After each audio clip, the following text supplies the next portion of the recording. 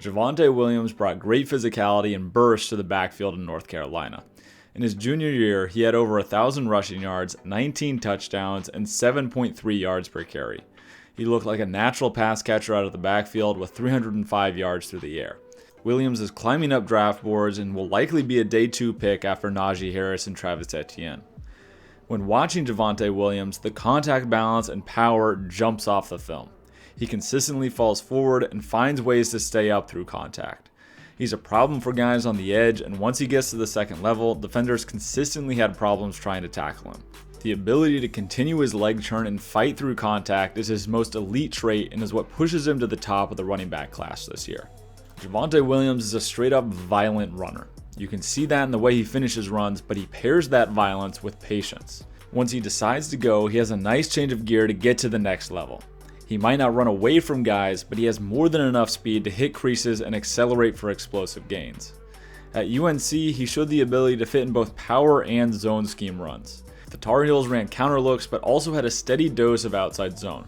That outside zone scheme gave him the opportunity to work cutbacks, utilize his burst, and show his power against linebackers and safeties. The goal on outside zone is to stress the edges of the defense horizontally. Usually though, getting outside on outside zone is pretty rare. Defenders are fast enough and use leverage on the edge to force things back inside. However, it still creates flow from the linebackers, and when backs press and take a track to get outside, that flow opens up lanes behind the play. That's what happens here as Williams pushes play side and reads that his tackle isn't going to seal the edge for him.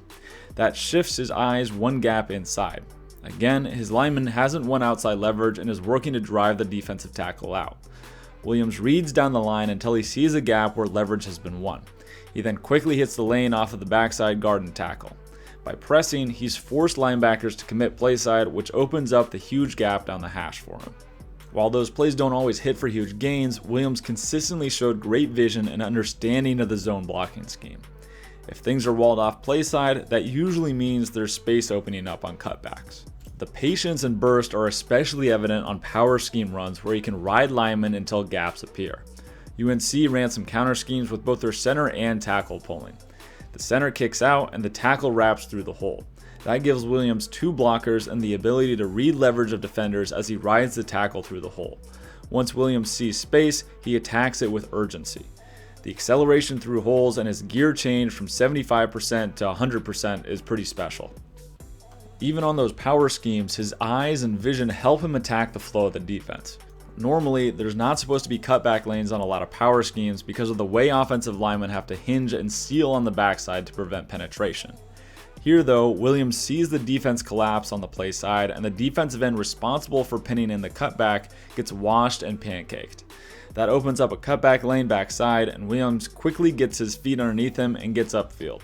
His vision in all blocking schemes and his power and acceleration make him one of the most fun backs to watch in the 2021 draft. He doesn't go down easy and can attack space quickly enough to make defenses pay if they aren't gap sound.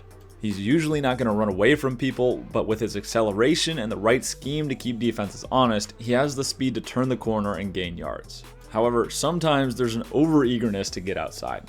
He's done a pretty good job of being a disciplined runner and staying within the scheme and design, but because of his trust in his acceleration and his eyes attaching to green grass, that grass can sometimes lead him into unblocked guys outside of the scheme. UNC is running a generic guard and tackle counter here, and the guard misses the kickout block. Now it's on the tackle to clean up and remove that defender. However, Williams' track is a little too far outside now, and he quickly tries to bounce it outside. If he was staying tighter to the tackle, there's a lane that opens up that would have immediately gotten him up onto the second level where the play is designed to hit. As the level of competition rose, Williams struggled more to get the edge and to bounce things outside. Those issues will only present themselves more at the next level.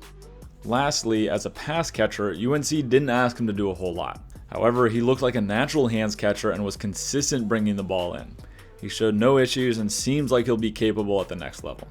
Javonte Williams brings power and burst to the backfield. He's shown the ability to fit in and read multiple blocking schemes, and while he may not have home run speed, he does have big play speed.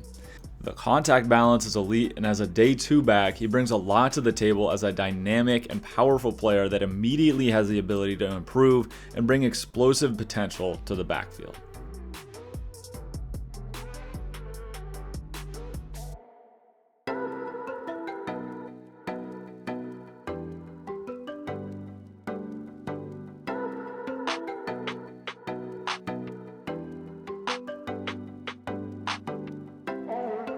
you.